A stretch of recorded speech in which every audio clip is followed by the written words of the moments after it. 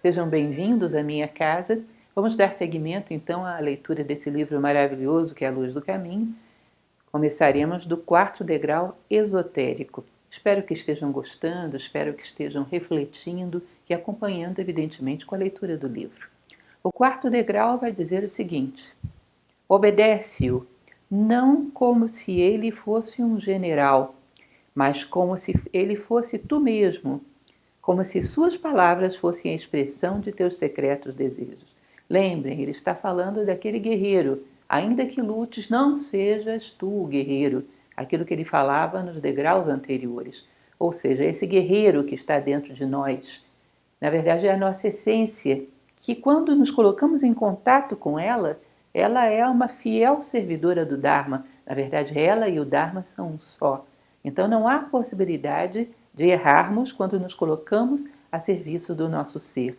Ou seja, o guerreiro que nos dá o comando para a batalha não dispensa que lutemos, mas lutamos agora com a segurança da direção correta, das melhores ferramentas, do melhor momento de atuar. Lutamos sem gerar nenhum desvio, nenhum karma. Lutamos dentro do Dharma. E ele vai dizer, ainda continuando o livro, ele é tu mesmo, mas tu és finito e sujeito ao erro, e ele é eterno e firme. No dia da grande paz, ele se tornará uno contigo, o teu guerreiro, esse ser que de dentro, na essência do universo, rege o universo manifestado, na essência do homem, rege o homem manifestado. Eu trouxe um esquema para vocês, que é um esquema que gosto de usar em sala de aula. Com esses 3 círculos concêntricos, nós mostramos que dentro de nós existe um átomo, aquilo que é chamado por alguns de mônada, essa célula de Deus, essa nossa essência divina. Isso é o ser. Quando viemos ao mundo, recebemos uma camada exterior, um invólucro, que é o parecer, é a nossa personalidade. Só que essa personalidade, palavra que vem de persona, que era máscara para os gregos, era a máscara com a qual os atores surgiam no teatro da vida, essa máscara muitas vezes ela se deforma. Ao invés dela representar, simbolizar o ser no mundo, ela bloqueia a expressão do ser no mundo. Se deforma pelas influências externas que ela recebe, por falta de habilidade, de sabedoria para olhar para dentro e servir ao seu guerreiro. Então ela vai se deformando e impedindo a expressão do ser, criando um bloqueio entre o ser e a realidade. Então essa máscara deformada, muitas vezes ela nos gera um nível de dor, de angústia, que chegamos a um limite. Aí colocamos sobre ela uma outra camada, construída pela nossa vontade, que é o querer ser. É uma camada filosófica. O filósofo é aquele que vai procurar os grandes homens da história, cuja vida foi uma expressão legítima do seu ser, para perceber quais são os atributos do ser. Porque, em essência, somos muito parecidos. Claro que, mesmo em essência, temos as nossas particularidades, mas os valores, as virtudes, a sabedoria de todo homem sábio é muito semelhante, embora expresse talvez com papéis históricos diferentes. Mas quando vemos um homem que foi a pura expressão do seu ser, ou que esteve muito próximo disso, percebemos ali atributos que nós também temos, no mais profundo de nós.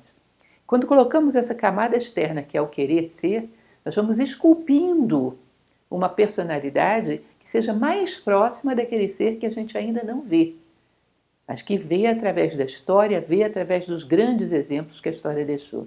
Num determinado momento, de tanto servir a esse ser definido externamente, você acaba estabelecendo uma relação com o teu próprio ser. Ou seja, cria uma ligação direta com aquela essência que dentro de você deveria governar a sua vida. Ou seja, estabelece uma ligação com o guerreiro. E aí já não há mais possibilidade de erro. A voz externa da sabedoria acaba nos ajudando a encontrar uma voz interna, que também é da sabedoria. Percebam que se a gente vira para dentro de nós nesse momento, você vai ouvir 50 vozes. É o seu corpo que gostaria de dormir um pouco mais, são as emoções desordenadas, tristes, alegres, eufóricas, deprimidas, é a mente que não para de tagarelar. No meio desse monte de vozes e de sugestões, existe uma vozinha, vamos chamá-la de X, que é a voz do teu ser. Não é que a gente não a ouça, mas a gente não a identifica, não consegue encontrá-la no meio de tudo isso. Quando você ouve do lado de fora a voz da sabedoria dos grandes homens que deixaram algo de expressivo para a humanidade, você aprende a identificar X. E num determinado momento, essa identificação externa faz com que você encontre dentro de você X. Lembrem daquilo que eu sempre falo, inteligência vem de intellegere, escolher dentre. E a maior inteligência é a identidade, escolher dentre todas as coisas que eu não sou, quem realmente sou eu. Então a filosofia, ao buscar a sabedoria, ela encontra fora para posteriormente, encontrar também dentro. E faz uma ponte direta com o teu ser, ouve a voz desse ser e começa a expressá-lo na vida. Ou seja, começa a ser uma luva que encaixa perfeitamente na mão do ser. Começa a ser uma representação, um símbolo do ser na vida. Então isso é bem interessante, esse esquema é uma simplificação. Lembre, nós estamos nos degraus esotéricos. Aqui tudo que nós fazemos são aproximações. Eu não tenho como esgotar uma coisa dessa, nem os anteriores, mas aqui muito menos. É uma aproximação que nos dá algum segredo a respeito desse degrau. O que eu quero com essa série, com a leitura da Luz do Caminho como um todo, é incentivá-los a lerem e vocês mesmos extraírem as suas conclusões. Eu não tenho a mínima condição, o mínimo nível para esgotar a luz no caminho, deixe-se isso bem claro, não tenho essa pretensão. Mas dar algumas dicas para que você comece a lançar luz sobre o seu próprio caminho. Esse degrau, eu acho que essa observação é pertinente. Continuando, vamos ver o quinto, que fala o seguinte: escuta a canção da vida. Primeiro dentro de ti e depois nos outros. Todos a possuem. Percebam essa coisa interessante de quando vamos mais dentro de nós, quando temos um momento de vida interior, quando excluímos tudo aquilo que são as vozes vulgares do dia a dia, nos habituamos a identificar o que são as vozes vulgares e banais do dia a dia, encontramos aí dentro X, essa voz diferenciada, percebemos que ela é tremendamente harmoniosa. Ela é uma espécie de bálsamo. Ela tem um poder de harmonização da consciência e quando você traz para a vida, tem um poder de harmonização das circunstâncias externas que é fora do comum. Ou seja, ela é harmonia, ela é como se fosse um pequeno trecho de uma grande melodia, um pequeno acorde de uma sinfonia universal. E esse pequeno acorde é aquilo que de mais profundo nós conhecemos de nós. É importante guardar, colocar naquela caixa de primeiros socorros espirituais das quais já falamos. Guardar essa melodia, não esquecê-la, é a essência da vida que extraímos. Começamos a fazer síntese, começamos a encontrar a essência. E essa essência encontrada deve ser cuidadosamente guardada e cuidadosamente relembrada. Nós podemos perceber que não existe sombra sem objeto. Lógico que se eu tenho uma sombra aqui, tem algum objeto que a está gerando.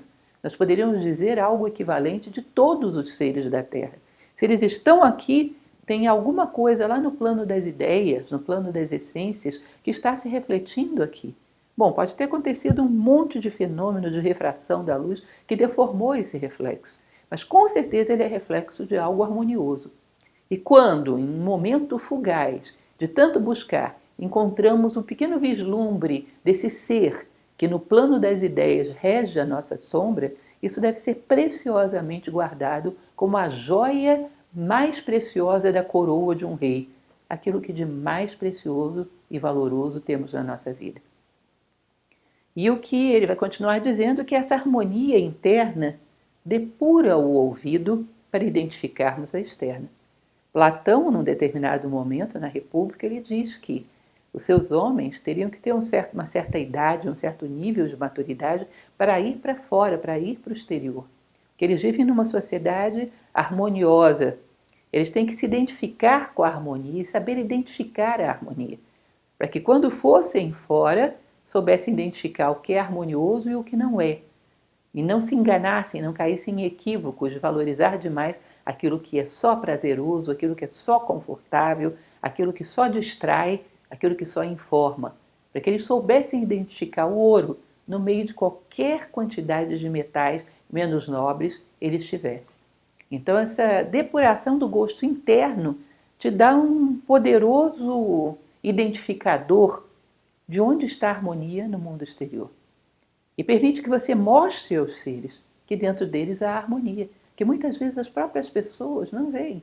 Aliás, eu ousaria dizer que na maior parte das vezes as pessoas não veem a harmonia que há dentro de si.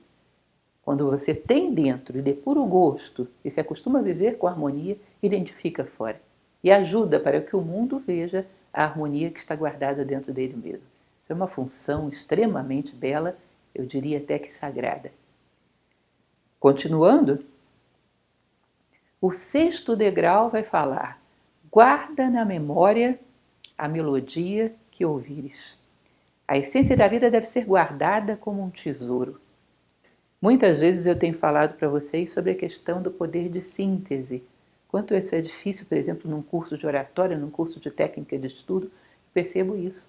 As pessoas têm contato com um texto enorme e eu digo, qual é a ideia principal? Não sabem dizer. Tem uma visão dispersa que se prende a detalhes interessantes e não na busca da essência. Bom, quando olhamos para a vida, num determinado momento vamos ter que extrair a sua essência, que é a canção da vida. E se não temos essa visão focada, que busca o que é eterno por trás daquilo que é passageiro, enquanto não tivermos um foco claro do que queremos buscar na vida, não conseguiremos ouvir essa canção. Então, quando nós vimos, por exemplo, Platão falando das reminiscências, que são aquelas sementes de ouro que a gente levaria de uma vida que nem a morte seria capaz de tirar de nós, nós podemos dizer que existe uma grande similaridade entre essas sementes de ouro platônicas e a canção da vida que é dita na Luz do Caminho. Eu tenho um texto, que já falei sobre ele, que se chama O Suco de Laranja de um Filósofo, onde eu falo disso. Você espreme as laranjas, toma o suco e o ácido ascórbico que está aí integra no teu corpo, te dá uma resistência a alguns tipos de vírus e você vai embora, só com a essência da laranja. Não arrasta consigo as cascas. Senão daqui a pouco você tem um fardo tão grande de cascas que isso não te permite mais caminhar. Assim seria também com a vida, extrair a canção da vida. E tudo aquilo que foi necessário sofrer para chegar a isso, tudo isso fica para trás. Lembrem daquela passagem de Gibran, linda, quando ele fala sobre as moradias, que ele pergunta: o que tens de tão precioso dentro da tua casa para temeres tantos ladrões? Tens a bondade?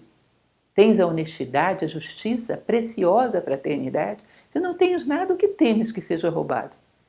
O que nós temos dentro da nossa casa, que deve ser guardado a 7 chaves, é a canção da vida.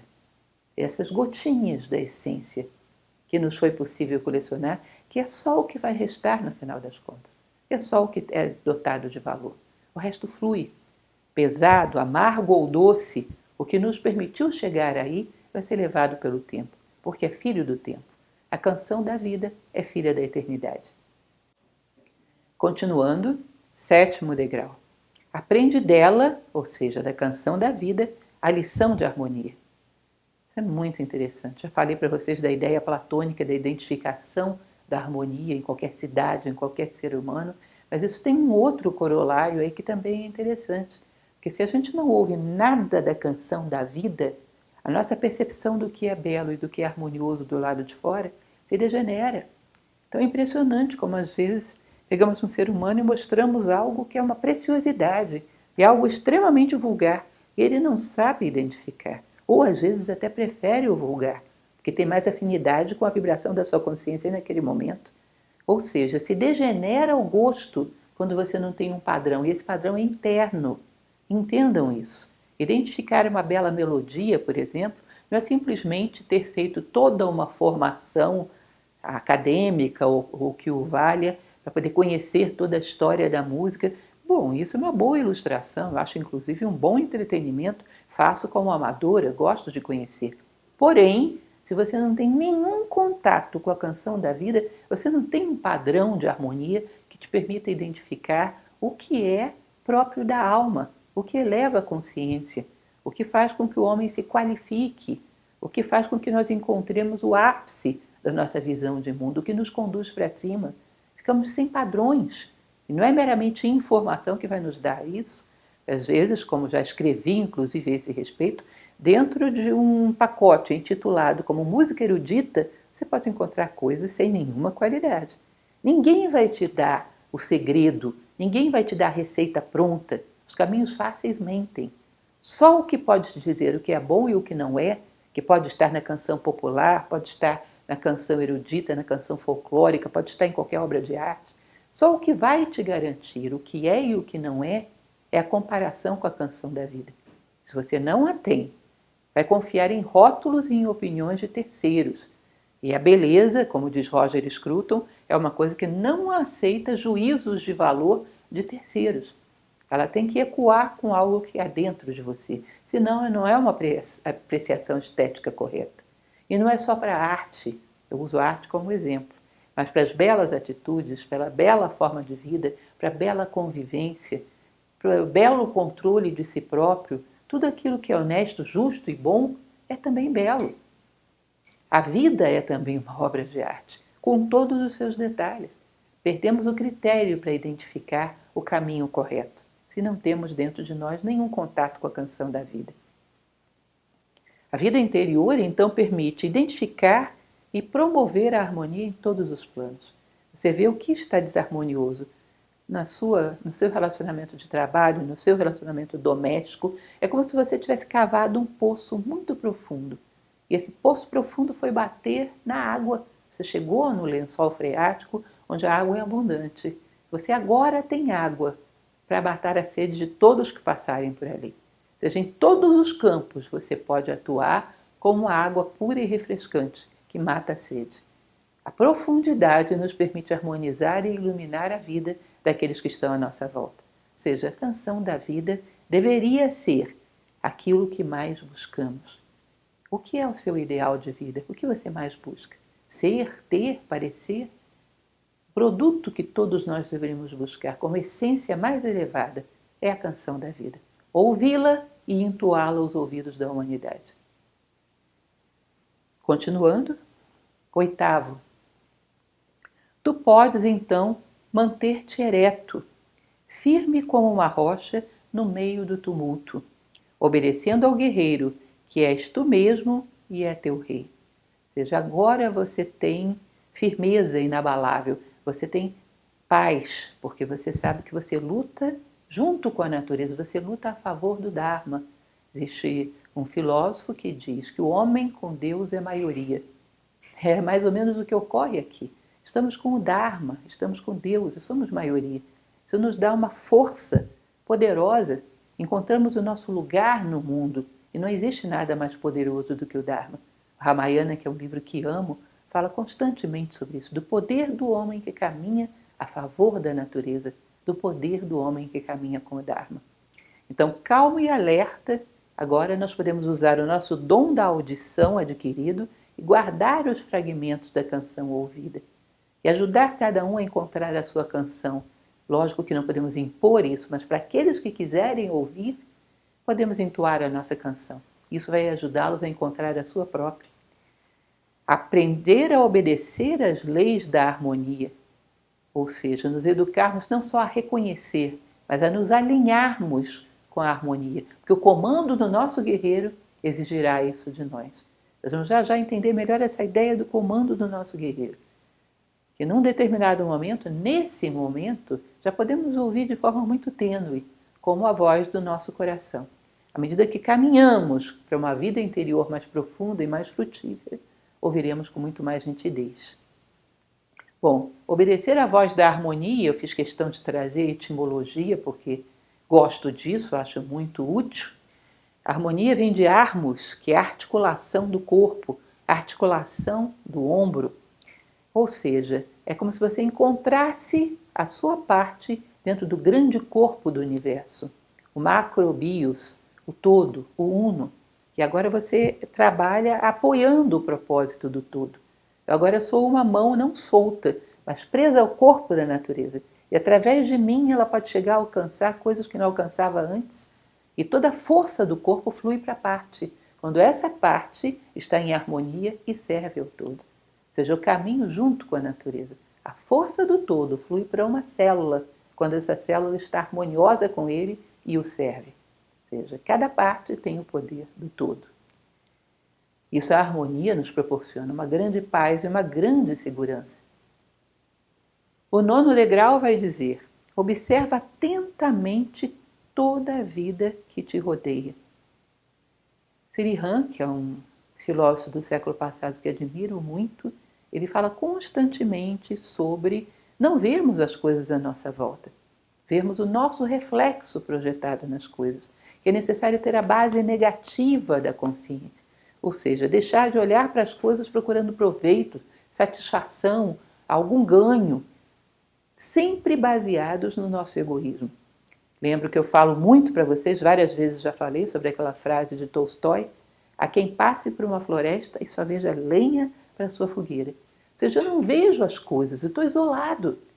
As coisas são simplesmente matéria-prima para os meus interesses pessoais mesquinhos. Isso me coloca numa solidão terrível, porque em última instância não me isola só dos outros, me isola do meu coração. Meu coração não nasceu para fazer carreira solo, meu coração nasceu para ser célula de um corpo. E quando eu trabalho pela separatividade, eu me isolo não só dos seres à minha volta, mas me isolo do meu próprio coração. Daí vem a carência, daí vem a solidão.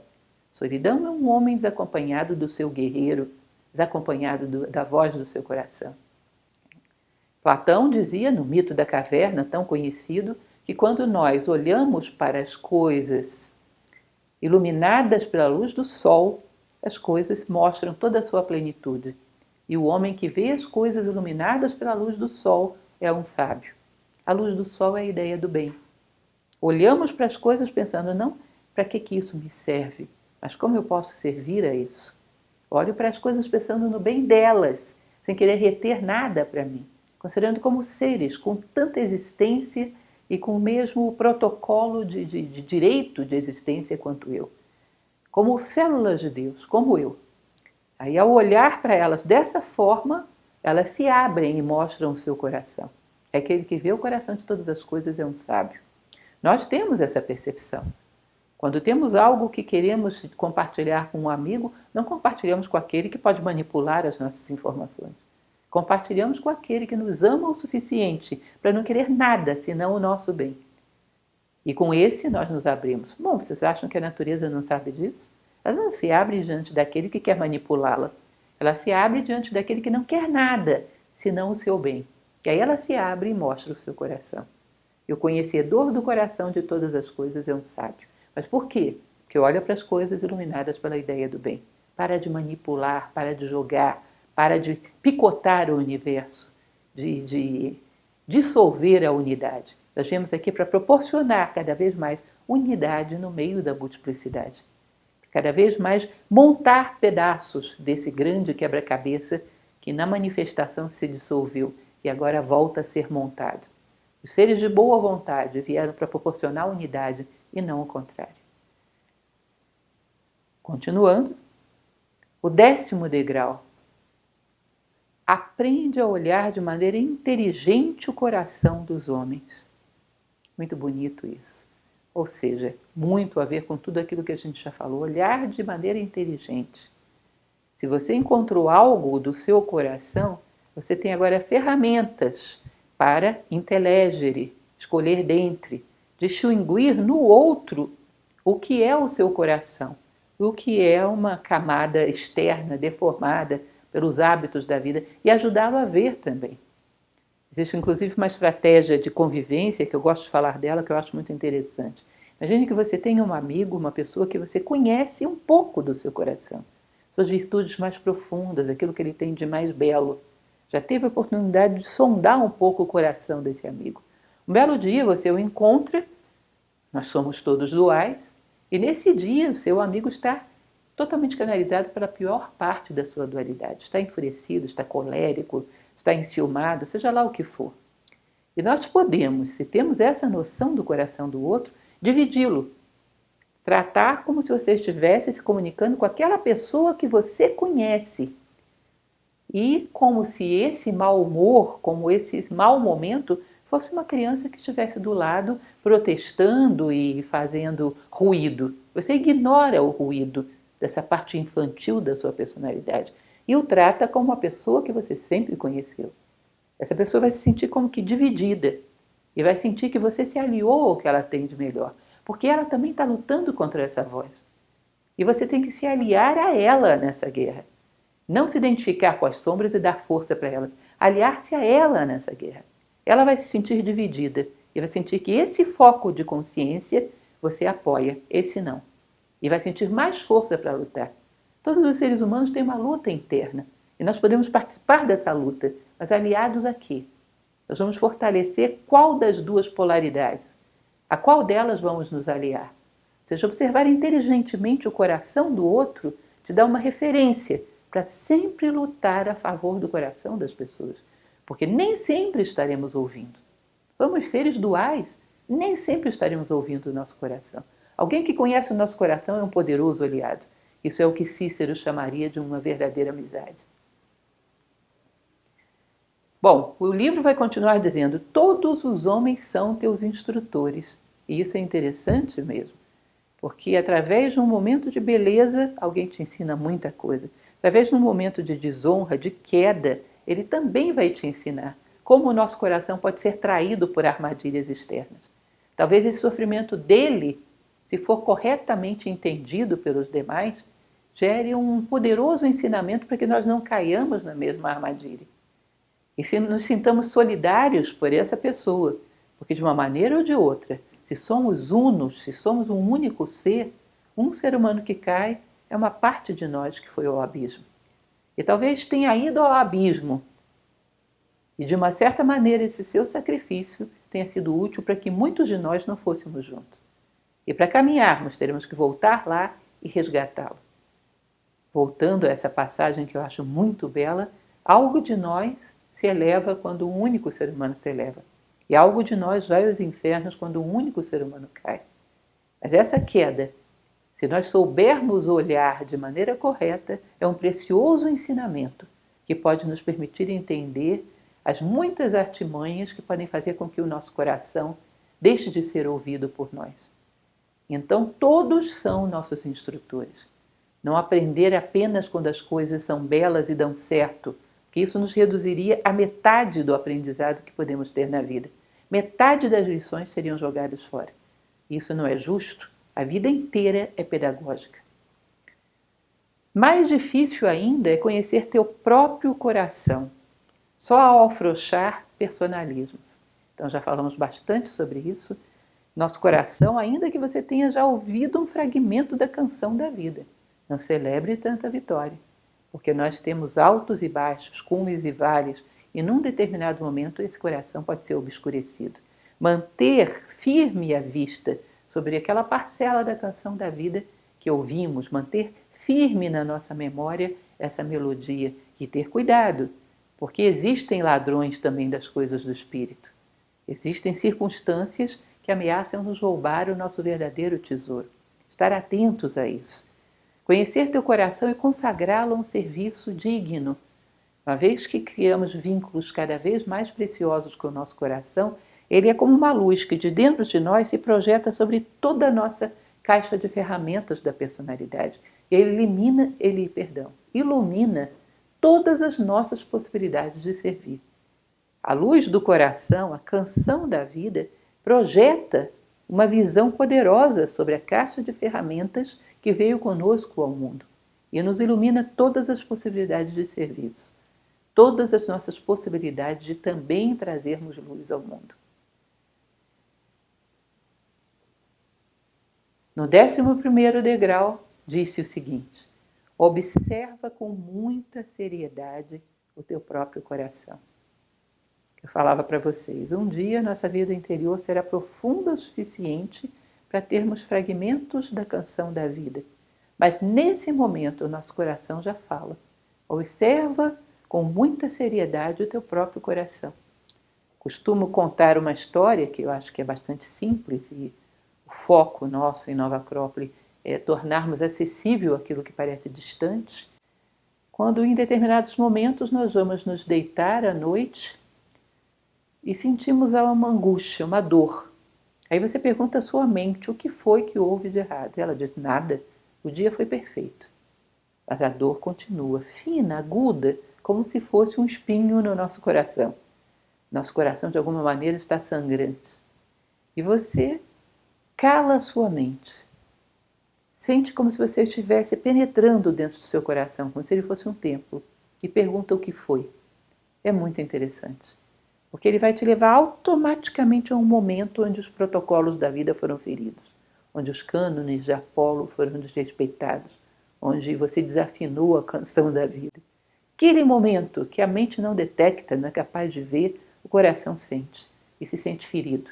Então, aquele momento onde você cumprimentou uma pessoa mecanicamente, mas não olhou nos olhos dela, e ela precisava desse teu olhar para você perceber a dor que havia ali. E você, até por uma certa intencionalidade, para não perder tempo, ignorou esse olhar dela, porque queria se livrar rápido dessa situação. O teu coração te leva ali, e você percebe. A mente vai dizer, você não fez nada, você cumprimentou a pessoa, abraçou, o que você fez de errado? E o coração vai dizer, houve egoísmo. Ele vai te levar a esse ponto, sem sombra de dúvida. Enquanto você continuar argumentando com os argumentos da mente, a dor não cessa. Se você permite parar a mente, ver e se redimir, se comprometer a corrigir, você percebe que é como se esse espinho automaticamente tivesse sido tirado. E você volta a ter paz.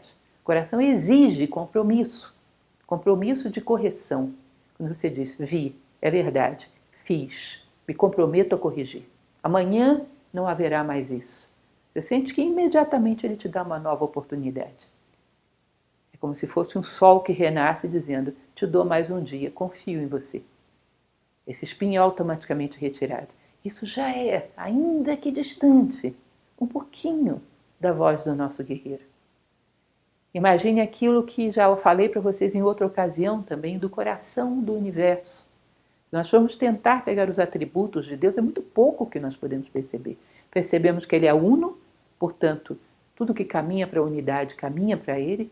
Eu nunca vi alguém caminhar para a unidade e ficar pior do que estava antes. Nós percebemos que caminhar para a unidade é sempre aperfeiçoamento, portanto, isso é uma evidência. Falo isso porque um dia desses ouvi uma frase que eu achei sensacional. Uma pessoa me disse o seguinte, bom, quando alguém diz, eu creio em Deus, e o outro diz, eu não creio em Deus, todos dois estão falando de crenças e não de evidências. Se não há evidência científica que prove Deus, dizer que você acredita ou que você não acredita, os dois são crenças. Às vezes a pessoa se sente, digamos, um pouco mais intelectualizada por dizer não creio. Se não há evidência e só há crenças, é um tipo de crença também. Não há nada de profundo aí. O que eu proponho a vocês é uma evidência da existência de Deus e não uma crença. E a evidência é perceber o que acontece com você quando dá um passo na direção da unidade. Particularmente não conheço ninguém que tenha se tornado mais fraterno, mais uno, mais parecido com a unidade e não tenha com isso se tornado um ser humano melhor. A unidade necessariamente promove os seres a um outro nível de consciência. Isso é uma evidência. Se você quer chamar a unidade de Deus, de Zeus, ou seja lá o que for que você queira, isso é uma liberdade sua que eu não vou tirar, mas que a unidade promove os seres sem sombra de dúvida. Então é como se você percebesse um atributo de Deus, a unidade. Outro atributo de Deus, que as antigas tradições falam, é que ele tem dois movimentos, como se fosse um coração, com suas sístoles e diástoles. Ele expande e manifesta, ele contrai e se recolhe. Ele expande, manifesta, ele contrai, se recolhe. Bom, se Deus é o grande coração do universo, provavelmente todos os corações do universo são parentes dele. É como se fosse um longo corredor, onde todos os corações estão alinhados. O coração de todos os níveis da nossa manifestação, inclusive esse físico, que é um símbolo deles. Então, uma porta de entrada num corredor longo que leva ao coração do universo. Quando você, como um estado de imaginação, se imagina colocando-se à porta do seu coração e pedindo acesso, pedindo que ele te mostre e vê algo, de uma certa maneira, nesse momento você esteve diante do grande guerreiro e também do seu guerreiro individual, desse mistério do universo, que alinha com todos os corações da manifestação. Então observa com muita seriedade e com um cerimonial peculiar esse momento de estar às portas do seu coração e ouvir o que ele tem a dizer. Inclusive é uma experiência interessante que gosto de compartilhar. Às vezes num momento de muita agitação, onde você está fora do centro, simplesmente fechar os olhos, regularizar a respiração e ouvir o bater do seu coração, esse físico mesmo. Interessante como é que ele transmite uma ideia de centro, de segurança, de ritmo. de harmonia, e às vezes só isso já nos dá uma sensação de harmonia maior. Ou seja, parece que essa ideia do coração, do centro, é um poderoso fator de harmonização do universo. Ainda que o coração físico seja só um símbolo, mas o símbolo tem uma relação com aquilo que é representado, com aquilo que é simbolizado. E assim sucessivamente, até o grande ser, cujo universo são meras sombras refratadas. Esse grande ser que tem uma certa semelhança com todas as suas sombras. No 12º degrau se diz: porque através do teu próprio coração vem a única luz que pode iluminar a vida e torná-la clara aos teus olhos. Lembrem aquilo que falamos ainda há pouco da República de Platão, de que as coisas só se abrem quando são iluminadas pela ideia do bem. A ideia do bem é representada pelo nosso coração. Ou seja, do nosso coração vem a única luz que pode iluminar a vida e torná-la clara aos teus olhos. Iluminadas por qualquer outra luz, as coisas se deformam. Iluminadas pela luz dos nossos interesses, elas só mostram aquilo que pode interessar para nós. Tudo vira meio e não fim em si. Kant dizia que é uma suprema imoralidade usar os seres racionais como meios. Os seres racionais são fins em si. As tradições orientais vão além de Kant e dizem que considerar qualquer coisa como meio e não como fim em si seria imoral e seria contra o Dharma. Ou seja, só podemos ver os seres com valor em si, com significado em si, e só podemos ver a nós mesmos tendo como missão conduzir os seres em direção ao bem que lhes é próprio e não aquilo que nos beneficia. Só assim podemos, de fato, ter alguma sabedoria. Então, aquela velha divisão que Platão cita num dos seus diálogos, do amor humano, que deixa de olhar para as coisas e pensa: para que isso me serve? Começa a olhar para as coisas e pensa: como eu posso servir a isso? Eu estou aqui para servir a coluna da lei do universo, ao Dharma. E o meu serviço é aproximar as coisas do bem que lhes é próprio e não meramente o meu interesse pessoal. Então, através do nosso coração, podemos lançar luz sobre as coisas e vê-las em si. Percebam aquilo que já falamos antes. Nosso egoísmo nos isola do mundo, faz com que tudo se torne mera matéria-prima e nos isola de nós mesmos. Nos torna uma casca, uma folha seca, solta, levada pelo vento da arbitrariedade das circunstâncias. Só através do nosso coração podemos enxergar o coração de todas as coisas. Ver as coisas em si e o bem que lhes corresponde, sem querer tirar proveitos. Já contei 1000 vezes para vocês aquela história, que vou repetir mais uma vez porque gosto muito dela, de um dia que a minha filha com 5 anos chegou em casa revoltada porque a amiguinha, era uma época de racionamento de água, a amiguinha tinha dito que ela não ia economizar água porque o seu pai podia pagar. E a minha filha dizia o seguinte: coitadinha da água, mamãe, não é porque ela pode pagar, é pela água. Já pensou como ela vai ficar triste de ser tratada desse jeito? Eu nunca me esqueci, aquilo me provocou um estado de paralisia mental. E eu pensei: minha filha está pensando como água. Essa pureza da criança é uma coisa fantástica. Ela estava pensando como água. E não ela como ser humano e a água como utilitário. Isolada de tudo, até o seu próprio coração se torna matéria-prima. Até Deus se torna matéria-prima para os teus interesses. Isso é curioso, como o isolamento, como a heresia da separatividade pode nos isolar de todo o universo à nossa volta e dentro de nós. Então, observar o coração dos homens e ver como sua expressão ou repressão gera os movimentos de luz e sombra à sua volta. Perceba que tudo o que se movimenta à tua volta é a expressão de um coração livre ou de um coração prisioneiro. Um coração que é obscurecido, que é aprisionado, um coração que está isolado da sua expressão humana, gera o comportamento de uma pessoa carente, uma pessoa vazia, uma pessoa muitas vezes excessivamente vaidosa, orgulhosa. Tudo isso é uma voz fina de angústia que vem de um coração que foi amordaçado. Às vezes você ouve uma voz melodiosa, foi um coração que conseguiu se expressar em alguma medida. Às vezes houve uma obra-prima de beleza e de sabedoria, foi um coração que conseguiu libertar a sua voz. Ou seja, todas as vozes à tua volta são vozes de um coração, escravo ou livre, ou medianamente escravizado ou libertado. Se aprendemos a ver isso, percebemos que todas as vozes, no fundo, são um coração. refletido, refratado, deformado, mas são um coração. Sri Han, esse filósofo do qual gosto tanto, ele costumava dizer que no fragmento entre um momento e outro, nós podemos encontrar uma fresta através da qual vamos além do tempo, encontramos a eternidade. E é interessante quando você olha à tua volta e percebe que todos os sons, de uma certa maneira, têm por trás um coração. É um apelo desesperado ou é uma voz melodiosa, todos eles têm por trás um coração. Portanto, você aprende a integrá-los todos, e aquilo forma como se fosse uma sinfonia. E a voz do coração não está no tempo, portanto, quando você a ouve, você tem um momento de eternidade. Rouba um momento do banal para o sagrado. Rouba um momento de Cronos para Zeus. Sai do tempo, vai para a eternidade, quando aprende a sondar em profundidade o coração seu e dos seres humanos à sua volta. Através do teu próprio coração vem a única luz, foi a única depuração da audição que te permite ouvir isso. Dele, através dele, você ilumina o caminho e percebe que o caminho todo é um só, é o caminho do coração. Eu gostaria de encerrar com essa frase maravilhosa, mais uma vez de Sri Han, que é fantástico nesse assunto e em muitos outros, que ele diz o seguinte: você deve perder o seu coração e buscá-lo em todos os lugares.